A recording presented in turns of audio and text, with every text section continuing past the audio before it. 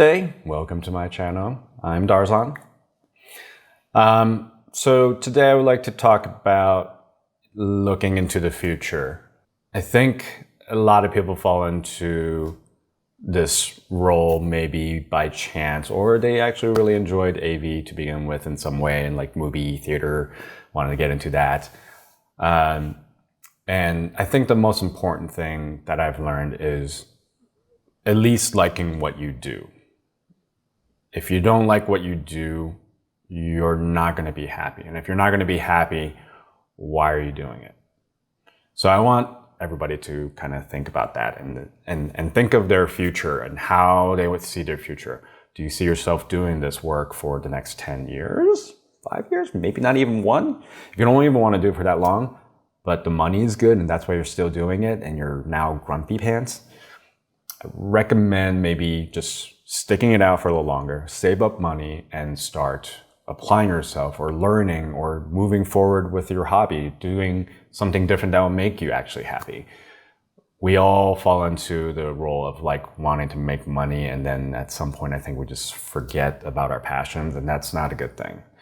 So if you are still into AV and want to keep doing this, in one way or the other, there's a few different options, of course. There's going to be definitely more than what I'm going to mention, but there's freelancing, and there's like a stable house gig / theater / going on the road and stuff like that. And looking at each one of these roles, like freelance. Do you want to freelance forever? There's a lot of benefits to being a freelancer. You have your own schedule. You're the boss of yourself. And usually you don't have any homework unless you're a project manager, but then you probably have some homework, or technical director.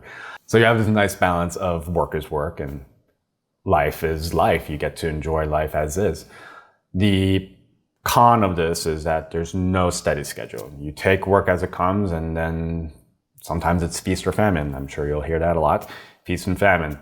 You sometimes have a lot of work, and sometimes you have almost no work. And you have to be careful with that. And we'll talk about this in a different video with your finances. So there's no steady schedule. You have to be able to get your own health insurance, your own retirement benefits. Hope you're thinking about retirement benefits in some way. You have to manage yourself. You have to know yourself. I knew after I started going freelancing that I'm a bit of a slacker and I tend not to want to do stuff. I've been wanting to do these videos for a while now. I've been talking about it for at least half a year. Could have done it during the last year when nobody was doing anything, but didn't think about it, didn't manage myself. So these are some of the cons. Let's talk about, stable house gig or like a theater gig.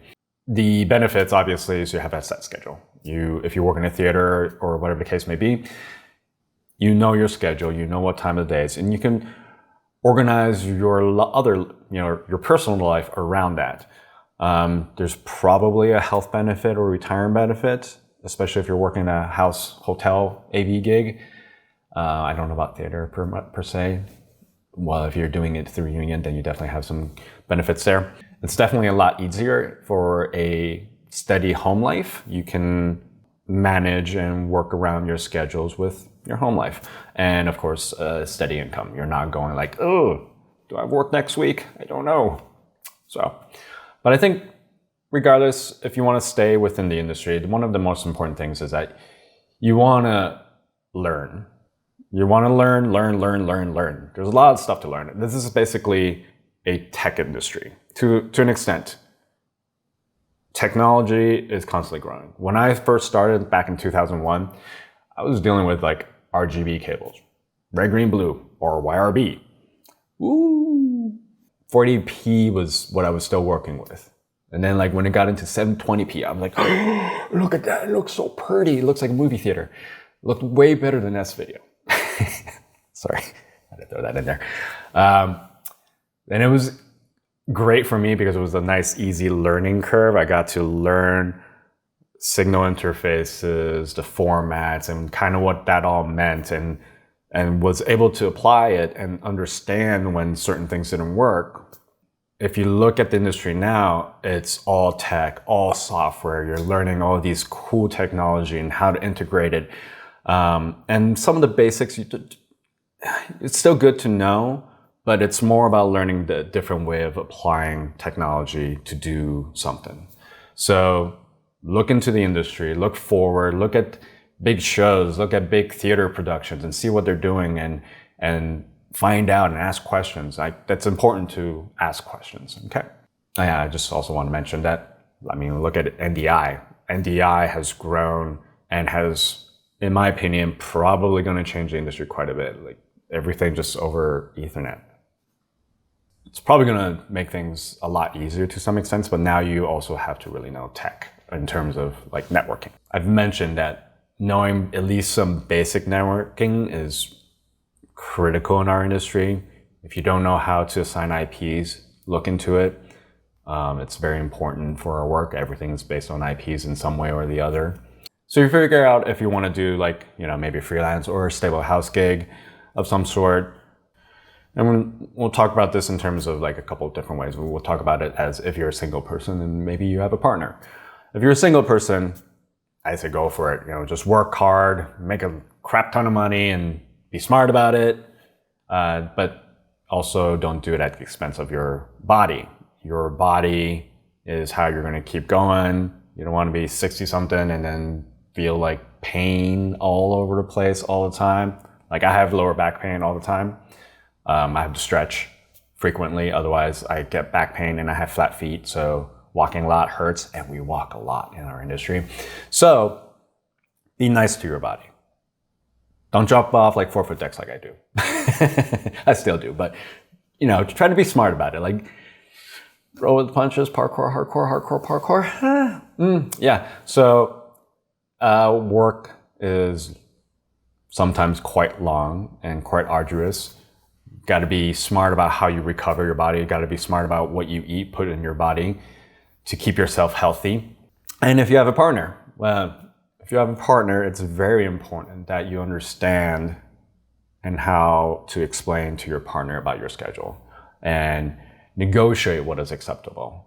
Like, for example, me and my wife, whenever I do a travel gig, I negotiate with her. I tell her, these are the dates I'm looking at. This is the location. Can I take the gig? For the most part, it's basically how it comes down to, can I take the gig, wife?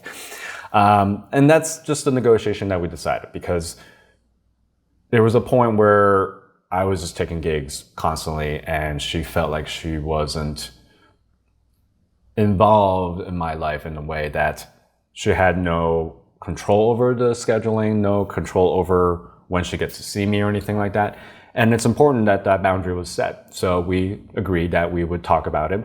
And the good thing for me, luckily for me, that she's in the industry and to some extent, she's a catering manager. So our schedules often align to some extent. I'll be busy, she'll be busy. Sometimes I'm at home and she's not home. So even on the weekends, it's kind of cool. Set your boundaries, your personal boundaries, know your limits, know yourself, know what is acceptable, what is not acceptable. And also set boundaries with your coworkers.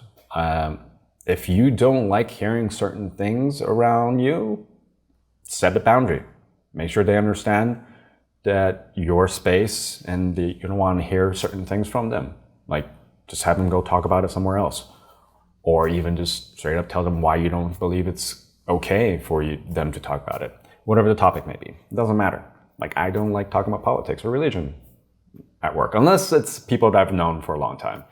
Generally, it's just a hot topic, and it's if you work too much, you'll probably get tired, and if you're tired, you might become grumpy.